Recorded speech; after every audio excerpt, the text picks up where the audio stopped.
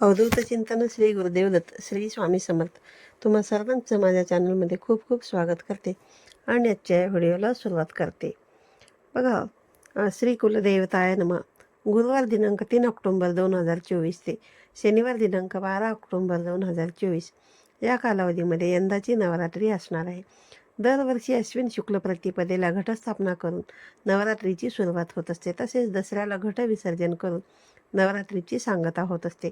या 9 दिवसांच्या कालावधीमध्ये नवरात्रींच्या निमित्ताने प्रत्येकांच्या घरी कुलदेवीचा कुळाचार केला जातो. दुर्गा देवीच्या म्हणजेच आपल्या कुलदेवीच्या 9 रूपांची पूजा या दिवसांमध्ये केली जात असते. या व्हिडिओमध्ये आपण नवरात्रीचे नियम अगदी साध्या आणि सोप्या पद्धतीने कोणतीही भीती मनामध्ये न बाळगता कसे पाळावे याबद्दलची सविस्तर माहिती आजच्या व्हिडिओमध्ये जाणून घेणार आहोत. नवरात्रीचे व्रत यशस्वीरित्या पार पाडण्यासाठी हा व्हिडिओ तुम्ही संपूर्ण पहा. व्हिडिओ पाहत असताना कमेंटमध्ये सर्वांनी जय माता दी लिहायला विसरू नका किंवा तुमच्या कुलदेवीचं नाव लिहायला विसरू नका. बघा, मंगळवारी म्हणजेच नवरात्रीच्या पहिल्या माळेला म्हणजेच पहिल्या दिवशी, ज्याला आपण घटस्थापनेचा दिवस म्हणून ओळखतो, यंदा जो गुरुवार दिनांक 3 ऑक्टोबर 2024ला आहे, तर त्या दिवशी आपल्या चालीरीतीनुसार घराण्याच्या परंपरेनुसार कुळाचारानुसार घटस्थापना करून तुम्हाला म्हणजेच काय करा, मातीचं एक घट घेऊन त्यामध्ये तुम्हाला जे साहित्य आवश्यक असतं ते टाकून, जसं की नाणे, सुपारी, विड्याची पानं, घटाला लाल पिवळ्या रंगाचा एक धागा बांधला जातो ज्याला कलावा म्हणतो किंवा रक्षासूत्र, तो बांधून तुम्हाला त्याचबरोबर घटाखाली माती ठेवून आणि त्या मातीमध्ये वेगवेगळ्या प्रकारची किंवा कोणत्याही एका प्रकारचं धान्य पेरून घटस्थापना केली जाते. त्यासोबतच बघा, कुलदेवीचं रूप मानलं जाणारं मंगल कलश देखील स्थापन करावा. समजा तुमच्या घरामध्ये पहिल्यापासूनच तुम्ही कायमस्वरूपी कुलदेवीचा मंगल कलश ठेवत असाल, तर त्या दिवशी तुम्ही फक्त काय करायचं आहे की त्या कलशातलं पाणी घटस्थापना आहे म्हणून त्या दिवशी बदलायचं आहे आणि पुन्हा नव्याने त्या कलशामध्ये तुम्हाला पाणी जे आहे ते भरायचं आहे आणि नवीन पानंसुद्धा ठेवायची आहेत. एक नारळ ठेवायचा आहे. तो नारळ जर चांगला असेल तर तो ठेवू शकता किंवा कोंब वगैरे आलेला असेल तर तो नारळ जो आहे तर तो तुम्ही या दिवशी बदलू शकता. तर बघा, तोच नारळ आहे ना, तुम्ही चांगला असेल तर तो ठेवू शकता. म्हणजेच काय बघा, मंगल कलश आपल्याला नव्याने स्थापन करण्याची गरज नाही. फक्त काही घराण्यामध्ये असं असतं की फक्त नवरात्रीच्या या काळामध्ये घटस्थापनेच्या निमित्ताने फक्त 9 ते 10 दिवसामध्ये मंगल कलश ठेवतात.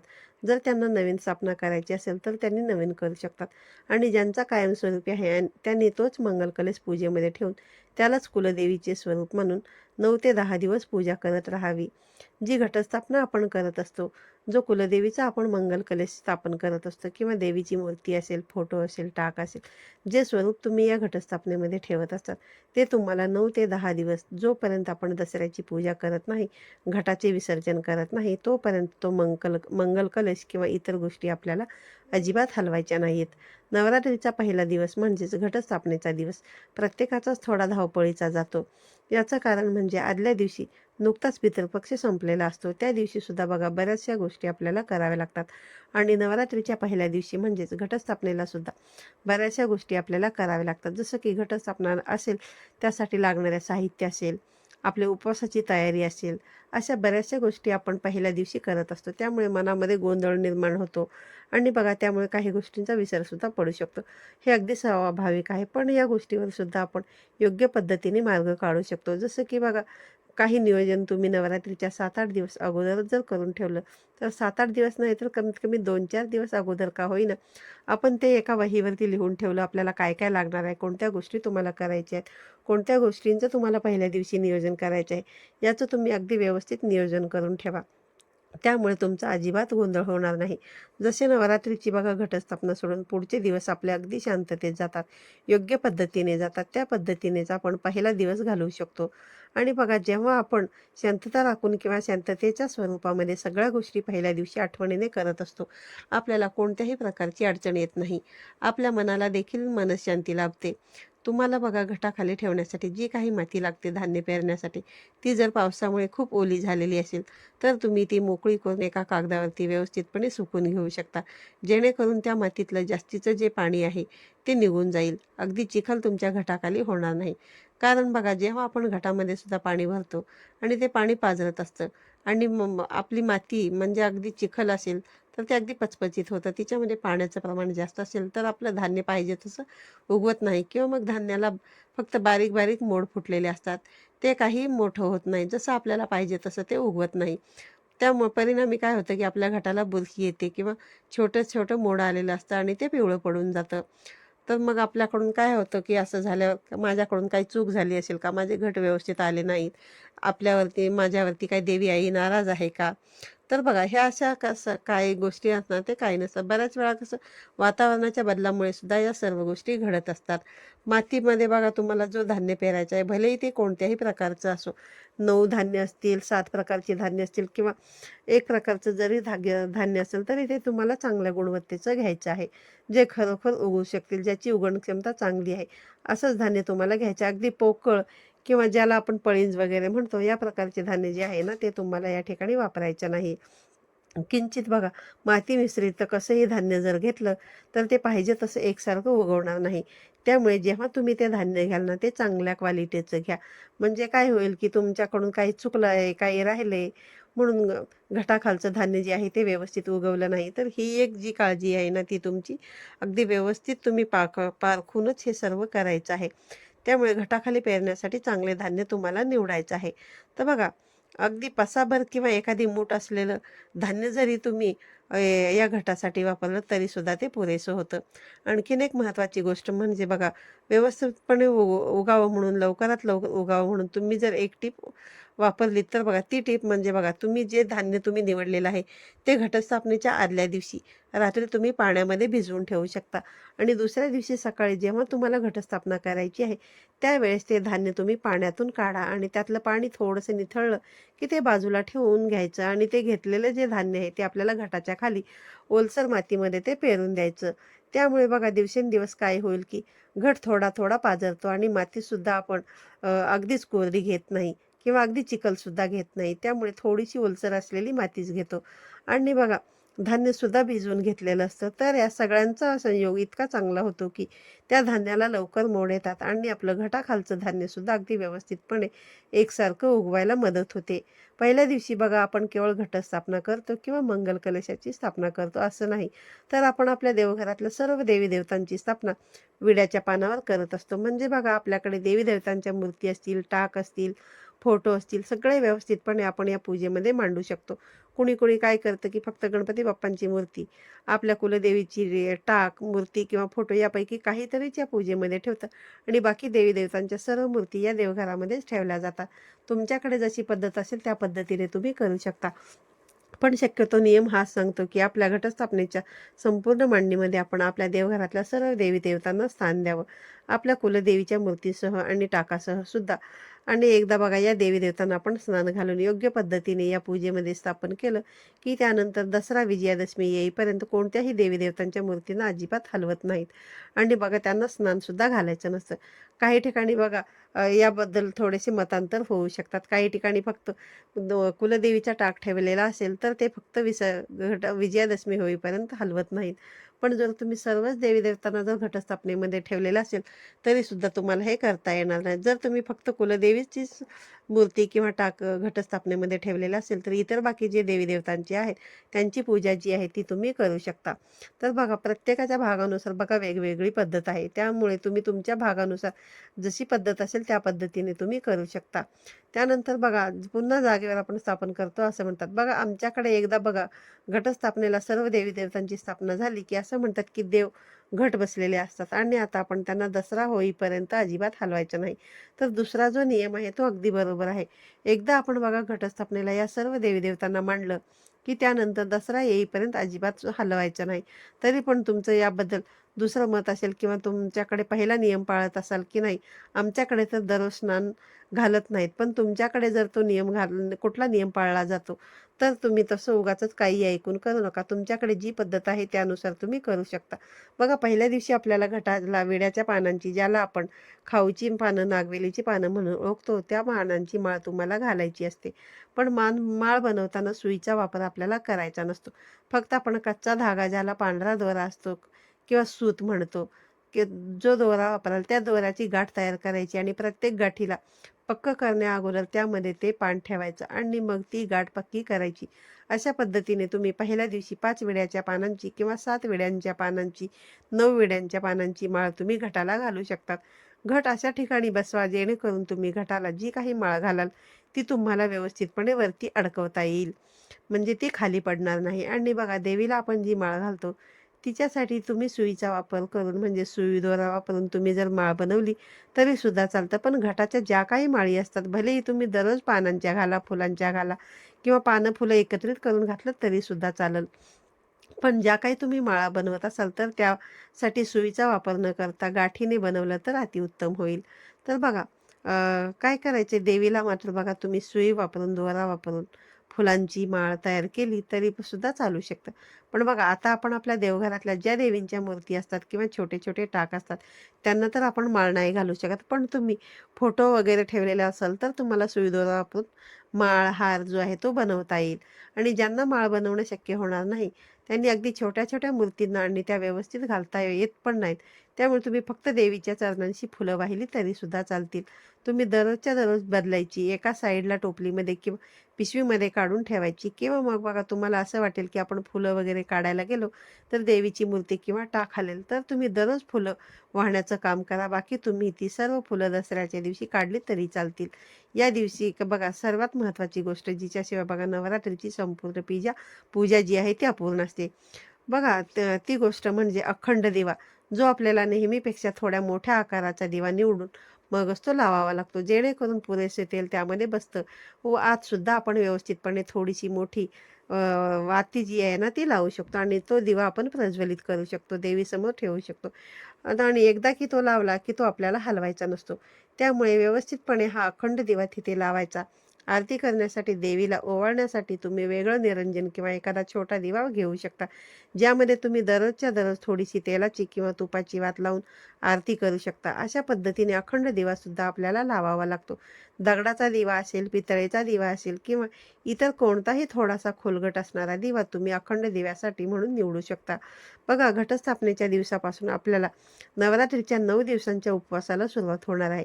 त्या निमित्ताने आपण घटस्थापना ते दसरा या काळामध्ये रोज देवीची पूजा करावी, आरती करावी, देवीला नैवेद्य दाखवावा.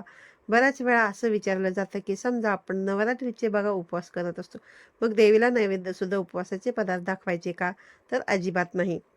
उपवास बघा म्हणजेच आपल्याला असतो, नराला असतो, नारायणाला नाही, म्हणजे देवाला नसतो. त्यामुळे तुमच्या घरामध्ये उपवासाच्या पदार्थांव्यतिरिक्त इतरांना स्वयंपाक म्हणून तुम्ही जे पदार्थ बनवता, शक्यतो कांदा, लसूण, विरीत, तुम्ही त्यातलं जेवण थोडंसं अगोदर नैवेद्य म्हणून काढून घ्यायचं आहे आणि तेच तुम्ही देवीला नैवेद्य म्हणून दाखवायचं आहे.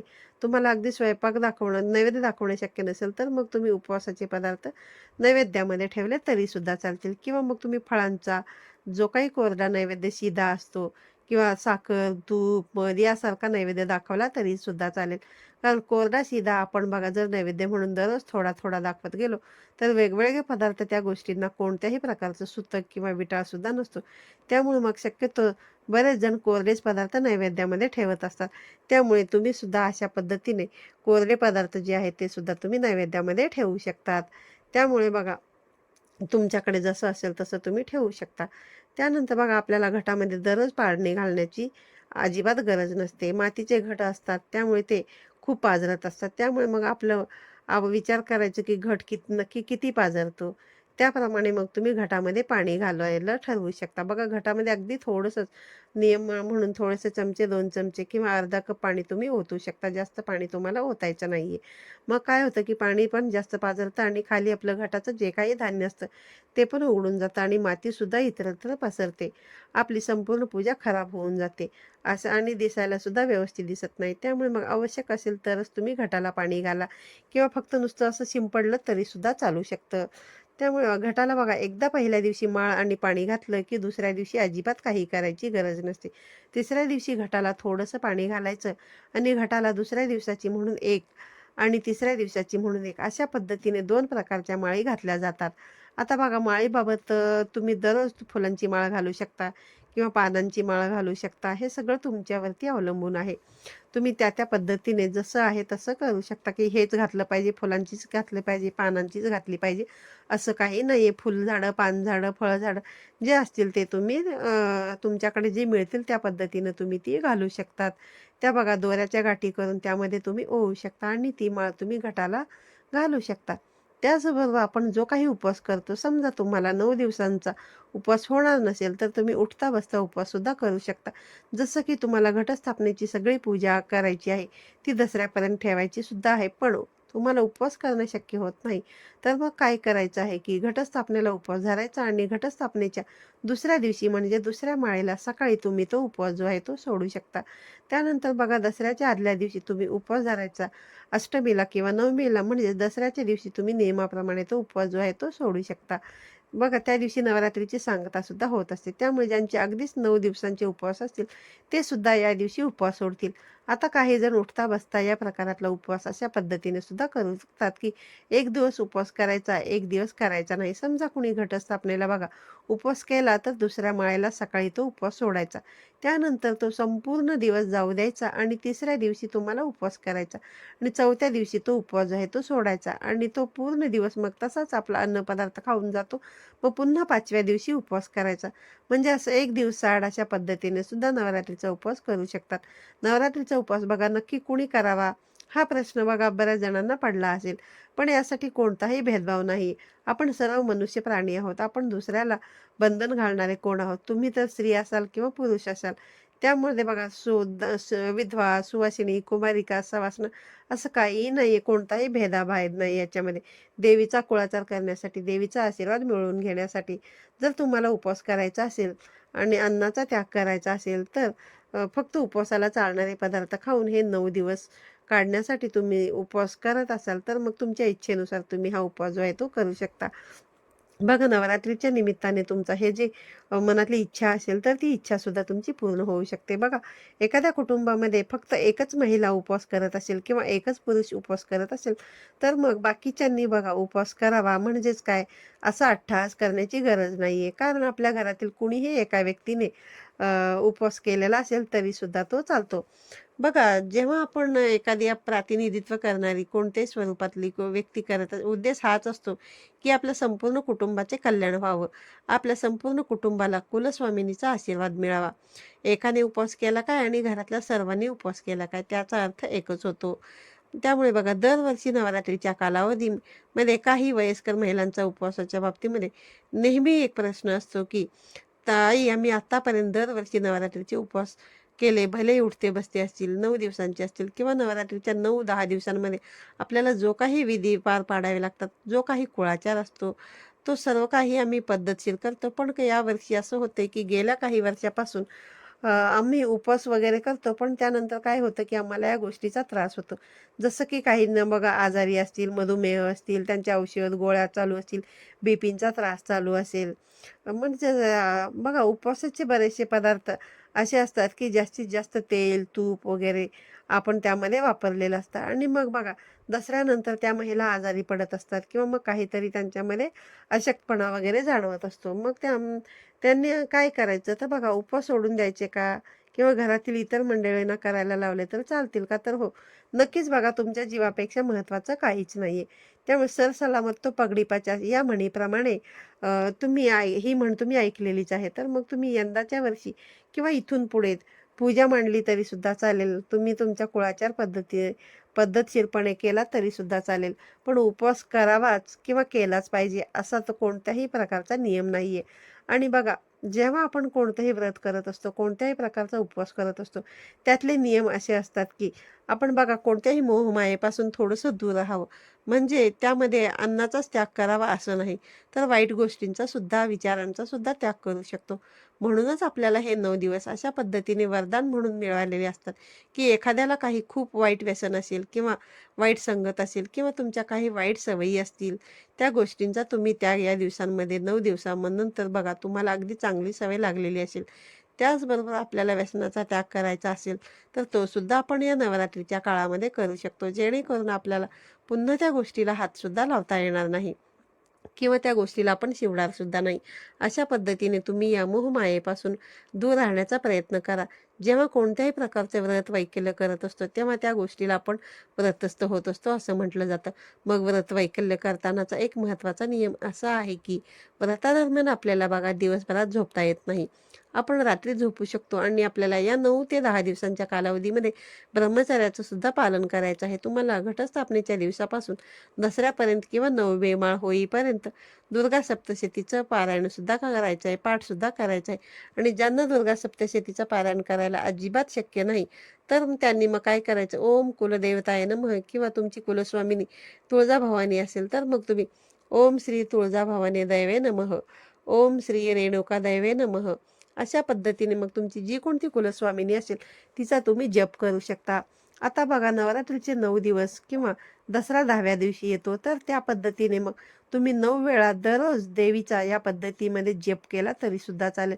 पण बरेच जण असं विचारतील की बघा, समजा घटस्थापनेच्या दिवशी घट बसवायला जमलं नाही, तर मग आम्ही नवरात्रीच्या कोणत्या दिवशी घट बसवायला तरी चालेल, की घटस्थापना नाही केली तरी सुद्धा हा दिवस त्या बघा, काहीतरी महत्त्व आहे या घटस्थापनेला. अश्विन शुक्ल प्रतिपदा तर या दिवशी घटस्थापना झालीच पाहिजे. नवरात्रीचा पुढचा आणि सगळ्यात महत्त्वाचा नियम आहे तो म्हणजे बघा, तुमच्या घरी नवरात्रीची पूजा अर्चा चालू आहे, घटस्थापना झालेली आहे, अखंड दिवा चालू आहे, तोपर्यंत बघा घराला कुलूप लावून तुम्हाला कुठेही जाता येणार नाही. घरातल्या कोणत्याही एका व्यक्तीला, एका सदस्याला तुमचं घर अवश्य सांभाळायचं आहे, जेणेकरून देवीची पूजा ही होत राहणार आहे. माळ पाणी घालणं होईल, त्याचबरोबर अखंड दिव्याकडे सुद्धा व्यवस्थितपणे लक्ष देता येईल. नवरात्रीमध्ये हा नियम जो आहे तो आवर्जून पाळावा. एक प्रकारे बघा, कुलदेवीला आपण घरामध्ये बंद करून आपल्या कामासाठी किंवा आपल्या आनंदासाठी फिरायला निघून जात आहोत, किंवा भलेही आपण देवदर्शनाला जात असू, पण एखाद्याने बघा नंतर कुठे गेलं तरी काय चालेल, काही हरकत नाही, पण सगळ्यांनी एकदाच आहे ना घराच्या बाहेर पडू नये. तर बघा, आपल्याला आपल्या घरी घटस्थापना आहे, कुळदेवीचा वर्षातून एकदाच केला जाणारा हा सर्वात मोठा कुळाचार आहे. तर घरातल्या एका सदस्याने घर सांभाळायचं आणि त्या निमित्ताने बघा पूजा अर्चा करायला घरीच थांबावं. बाकीच्यांनी गेलं तरी सुद्धा चालेल. पण बघा, नवरात्रीमध्ये केल्या जाणाऱ्या कुळाचारांच्या दिवसांबद्दल, जसं की नवरात्रीच्या 5व्या माळेपासून कोणत्याही माळेला तुम्ही देवीची ओटी भरू शकतात. आपण माहेरवाशिणी किंवा कोणत्याही मुलीची देवीची ओटी कधी भरतो, जेव्हा त्या उत्सवाची सांगता होण्याची वेळ येते किंवा आपली तिची पाठवणी करण्याची वेळ येते. आपण या सर्व गोष्टी करत असतो. त्यामुळे देवीची ओटी तुम्ही 5व्या माळेला, 6व्या माळेला, 7व्या माळेला, 8व्या, 9व्या कोणत्याही माळेला भरू शकतात. पण 5व्या माळेपासून पुढे, म्हणजेच नवरात्रीचा मध्यान्ह जेव्हा होत असतो, तेव्हा तुम्ही देवीची जी ओटी आहे ती भरू शकतात. त्याचबरोबर तुम्ही देवीला पूर्णाच्या आरत्या 7व्या, 8व्या किंवा 9व्या माळेला लावू शकता. कन्यापूजन शक्यतो बघा नवरात्रीच्या 8व्या माळेला केलं जातं. पण समजा तुम्हाला ते जर शक्य झालं नाही, तर मग तुम्ही 9व्या माळेला सुद्धा कन्यापूजन केलं तरी चालेल, किंवा मग अगदी दसऱ्याच्या दिवशी केलं तरी सुद्धा चालेल. बघा, नवरात्रीचे हे सगळेच दिवस महत्त्वाचे आहेत. एखाद्या दिवशी बघा काही अडचण असली किंवा तुम्हाला करणं शक्य झालं नाही वेळेअभावी, तर मग तुम्ही एखाद दुसरा दिवस मागे पुढे जे आहे तर ते तुम्ही करू शकता. तुम्हाला अगदी 7व्या दिवशी जरी कन्यापूजन करावंसे वाटलं, वेळ मिळाला, तर तेव्हाही तुम्ही ते करू शकता. त्याचबरोबर बघा, देवीचा होम किंवा हवन ज्या दिवशी नवरात्रीची सांगता होते किंवा एखाद्या पारायणाची सांगता होते, त्यानंतर आपण होम हवन करावं. समजा बघा, हे व्रत करत असताना किंवा पूजेच्या दरम्यान तुम्हाला मासिक धर्म आला किंवा सुतक असेल, मासिक धर्माच्या त्या 4 दिवसांच्या कालावधीमध्ये तुम्ही घरातल्या पुरुषांना देवीची माळ घालण्याचं काम करायला लावू शकतात, घटाला पाणी घालायला लावू शकतात. बघा, अगदीच तुम्ही एकत्रित कुटुंबामध्ये राहत असाल तर घरामध्ये बाकीच्या महिला असतील, त्यांनी सुद्धा हे काम केलं तरी चालेल. पण समजा तुमच्या घरामध्ये विटाळ, सुतक वगैरे असेल, तर मग बघा, विटाळ आणि सुतकामध्ये आपण 10 ते 12 दिवस देवीची पूजा करत नाही, अगदीच 13 दिवस सुद्धा काही करत नाही. त्यामुळे बघा, धार्मिक गोष्टी तुम्ही ज्या आहेत ना, ते घट बसवलेलं आहे सगळं तसंच राहू द्यायचं आहे. ज्या दिवशी तुमचं सुतक संपेल किंवा बघा घरामध्ये वृद्धी झालेली आहे, म्हणजेच कोणी बाळ वगैरे जन्माला आलं आहे, तर मग 12व्या दिवशी 12वी केल्यानंतर, ज्याला आपण बारसं म्हणतो किंवा बारीचा दिवस म्हणतो, तो होईपर्यंत आपल्याला जे आहे ना, तर मग कोणत्याही प्रकारचं धार्मिक कार्य करता येणार नाही. बघा, आजच्या या व्हिडिओतल्या सगळ्यात अशा काही महत्त्वाच्या गोष्टी काय आहेत ते बघूया. बघा, या 9 ते 10 दिवसांचा सण आहे. बघा, थोडीशी माहिती, व्हिडिओ लांब होतोय. ज्यांना माहिती ऐकायची आवड असेल किंवा ज्यांना आध्यात्मिक आहे त्यांनी माहिती ऐकू शकतात, आणि ज्यांना व्हिडिओ खूप मोठा होतो असं वाटत असेल तर त्यांनी व्हिडिओ इथे स्किप करू शकतात.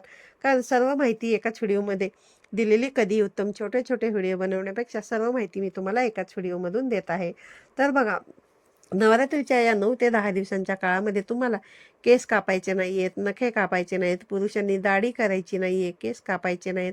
महिला असतील तर त्या आयब्रोज करायचे नाहीयेत किंवा केस मोठे झालेले असतील तर ते कापायचं नाही. हे सर्व तुम्हाला या नवरात्र सुरू होण्यापूर्वी ही कामं करू शकता. नवरात्र चालू झाल्यानंतर ही जी कामं आहेत ना, ती कामं तुम्हाला करायची नाहीयेत. किंवा मग अगदी नवरात्र झाल्यानंतर किंवा अगदी दसऱ्याच्या दुसऱ्या दिवशी सुद्धा तुम्ही या सर्व गोष्टी केल्या तरी चालतील. पण बघा, आपण अगदी सकाळीच घट हलवत असतो, त्यामुळे मग त्या दिवशी तुम्ही दाढी कटिंग सुद्धा करू शकता. त्याचबरोबर संध्याकाळी पैसे देणं घेणं टाळायचं आहे.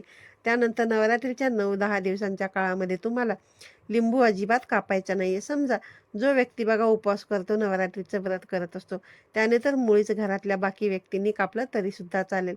कारण बघा, देवीचं मुख्य जे फळ आहे, आवडीचं फळ तुम्हाला माहितीच असेल की देवीला लिंबांची माळ सुद्धा घातली जाते, चंडमुंडांचे प्रतीक म्हणून. तर या कारणामुळे जो कोणी व्यक्ती नवरात्रीचे व्रतस्थ असेल, त्याचा उपवास चालू आहे, तर त्या व्यक्तीने या कालावधीमध्ये देवीला लिंबू अर्पण करावं. मात्र काही पदार्थांवरती टाकण्यासाठी म्हणून लिंबू अजिबात कापू नये.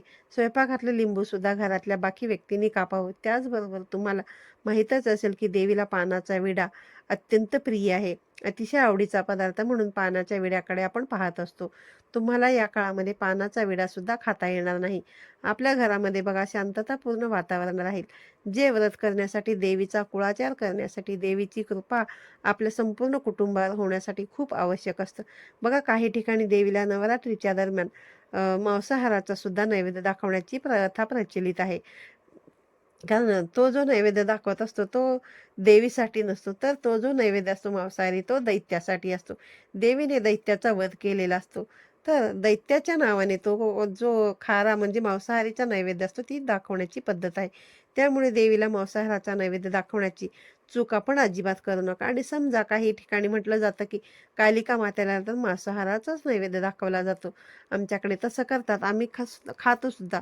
पण बघा, या गोष्टींना कुठेतरी आता बंधनं आली पाहिजेत. कारण एखाद्या बघा प्राण्याचा जीव घेऊन आपल्याला जर शांती मिळत असेल, तर मग ते नियम कसले आणि हे सणवार कसले. त्यामुळे मग बघा, या सर्व गोष्टी आपल्याला टाळल्या पाहिजेत. आणि बघा, चांगलं सात्विक नैवेद्य देवीलाही तुम्हाला दाखवावा आणि तोच आपण सुद्धा प्रसाद म्हणून खाऊ शकतो. बघा, घटस्थापनेला तुम्हाला देवीला नारळ फोडण्याची इच्छा असेल तर तुम्ही तेही फोडू शकता. म्हणजे नारळ फोडायला बघा, नारळ वाढवायला काही बंधनं येत नाहीत, आपण तो नारळ वाढवू शकतो. तर बघा, आता बघूया आपण घटाचं विसर्जन कसं. ते घटाचे विसर्जन बघा आपल्याला दसऱ्याच्या दिवशी करायचं असतं, ते सुद्धा सूर्यास्ताच्या वेळेला करायचं नाही किंवा अगदीच दुपारनंतर सुद्धा करायचं नाही. तुम्हाला सकाळी सकाळी 12 वाजायच्या आत तुम्ही हे जे काम आहे ना, तर ते करू शकता. त्या निमित्ताने तुम्हाला देवीला स्नान घालणं सुद्धा होईल आणि घट सुद्धा हलवणं होईल. सर्व देवी देवतांची तुम्हाला स्नान घालून पूजा होईल. आणि बघा, आपण घटाखाली जी काही माती ठेवतो, तिच्यामध्ये जे काही धान्य पेरतो आणि त्या धान्याची माळ आपल्याला या दिवशी घटाला, त्याचबरोबर बघा देवीला सुद्धा घालायची असते. धनाची माळ या धान्याच्या माळेला म्हटलं जातं. बघा, दसरा असतो या दिवशी तर मग सोन्याचं जास्त महत्त्व आहे. सोनं म्हणजे बघा आपट्याची पानं. तर सर्वात पहिल्यांदा ही आपट्याची पानं घरात आणण्यापूर्वी आपल्याला ती हनुमानांच्या मंदिरामध्ये घेऊन जायची असतात, त्यांना अर्पण करायची असतात. त्यानंतरच ती आपट्याची पानं घरी आणावी. त्यानंतर देवीला वाहायची असतात. देवीला नैवेद्य अर्पण करावा, आरती करावी, आपला उपवास सोडावा आणि त्यानंतरच आपण दसरा साजरा करायला सुरुवात करावी. जेणेकरून सर्व आपण ती आपट्याची पानं सोनं म्हणून देताना काय करायचं बघा, मोठ्यांनी लहानांना आपट्याची पानं द्यायची असतात आणि लहानांनी आपल्या ज्येष्ठांचे किंवा आपल्या घरातील मोठ्या मंडळींचे आशीर्वाद घ्यायचे असतात. या दिवशी बघा तुम्ही भूमिपूजन वगैरे करू शकता. म्हणजेच तुम्हाला काही नवीन घर वगैरे बांधायचं असेल तर ते काम जे आहे, किंवा तुमची शेती असेल, शेती तुम्हाला जागा आहे, त्या ठिकाणी तुम्ही बघा मोकळी जागा आहे, त्या ठिकाणी तुम्ही भूमीला नैवेद्य अर्पण करायचं आहे, म्हणून आपण त्याला भूमिपूजनच म्हणत असतो. म्हणून तिथे थोडासा खड्डा खणायचा आहे आणि तुम्ही दसऱ्याच्या निमित्ताने जो काही स्वयंपाक केलेला असेल तर तो नैवेद्य तुम्हाला जमिनीमध्ये पुरून द्यायचा आहे. जेणेकरून बघा, जमिनीमध्ये राहणारे आणि तुमच्या शेतीवाडीचे रक्षण करणारे जीवजंतू तुमच्या प्रसन्न होतील आणि ते तृप्त झाले की तुम्हाला सुद्धा ते कुठे ना कुठे आशीर्वाद देतील. तुम्ही जर शेतकरी असाल तर या दिवशी तुम्ही शेती अवजारांची शेंदूर लावून पूजा करू शकतात. शेंदूर तुम्हाला माहितीच आहे, आपण हनुमानांना गंध म्हणून लावत असतो. तर तो शेंदूर तुम्हाला तेलामध्ये भिजवून त्याचा गंध शेतीच्या अवजारांना लावण्याची पद्धतसुद्धा बऱ्याच ठिकाणी आहे. आणि जर समजा तुम्ही शेतकरी नसाल पण तुमचा काही व्यवसाय असेल, तुम्हाला जी काही सगळं तुमच्या व्यवसायांची साधनं आहेत, तुमच्या कामामध्ये तुम्हाला यश मिळण्यासाठी म्हणून ती उपयोगात येतात. जसं की लॅपटॉप असेल, बाकी काही तुमच्या मशिनरी असतील, तर त्यांचीसुद्धा तुम्ही या दिवशी पूजा करू शकतात. त्यांना मात्र तुम्ही शेंदूर लावू नका. बघा, ज्या काही पारंपरिक गोष्टी आहेत ना, त्यांना आपण खरंच शेंदूर लावू शकतो आणि त्यामुळे बघा कोणत्याही प्रकारची हानी त्या वस्तूंची होत नाही. या गोष्टींना मात्र तुम्ही शेंदूर लावू शकता. त्याचबरोबर नवरात्रीची सांगता आणि दसरा हा शुभ दिवस, एक प्रकारे 3.5 मुहूर्तांमधला एक दिवस. त्यामुळे तुमच्या घराला तुम्ही झेंडूच्या फुलांचं, आंब्याच्या पानांचं तोरण लावू शकता. आपल्याकडे बघा दसऱ्याच्या दिवशी वाहनांना सुद्धा झेंडूच्या फुलांची आणि आंब्याच्या पानांची माळ घालण्याची प्रथा आहे. तुम्ही तेही करू शकता. घरासमोर, देवघरासमोर, तुळशीसमोर सुंदर अशी रांगोळीसुद्धा तुम्ही काढू शकता. आपट्याची पानं तुम्ही अगदी एकमेकांना दिली, घेतली की ती कोणाच्या पायदळी पडणार नाहीत. अशा ठिकाणी तुम्ही ती टाकू नका. योग्य पद्धतीने एखाद्या झाडाच्या बुंद्याची तुम्ही ती पानं टाकून द्यायची आहेत. या दिवशी बघा तुम्ही देवीची तळीसुद्धा भरू शकतात. एक प्रकारे तो देवीचा जय जयकारच असतो. या दिवशी तुम्हाला देवीच्या नावाने 5 पावली जागरण, गोंधळसुद्धा करायचा असतो. तीही तुम्ही थोडक्यामध्ये करून घेऊ शकता. त्याचबरोबर तुमच्या वाहनांची सुद्धा पूजा तुम्हाला या दिवशी करता येईल. किंवा नवीन व्यवसाय, व्यापार सुरू करायचा असेल किंवा एखादा नवीन वाहन तुम्हाला खरेदी करायचं असेल, तर या सर्व गोष्टीसुद्धा करण्यासाठी हा जो दिवस असतो, तो अत्यंत शुभ मानला जातो. त्यामुळे बघा नवरात्रीच्या या 9 दिवसांचे खूप महत्त्व असतं. त्यामुळे आजच्या व्हिडिओमध्ये मी तुम्हाला बरीचशी माहिती सांगण्याचा प्रयत्न केलेला आहे. व्हिडिओ आवडल्यास व्हिडिओला लाईक करा, शेअर करा. पुन्हा भेटूया अशाच एका नवीन आणि माहितीपूर्ण व्हिडिओ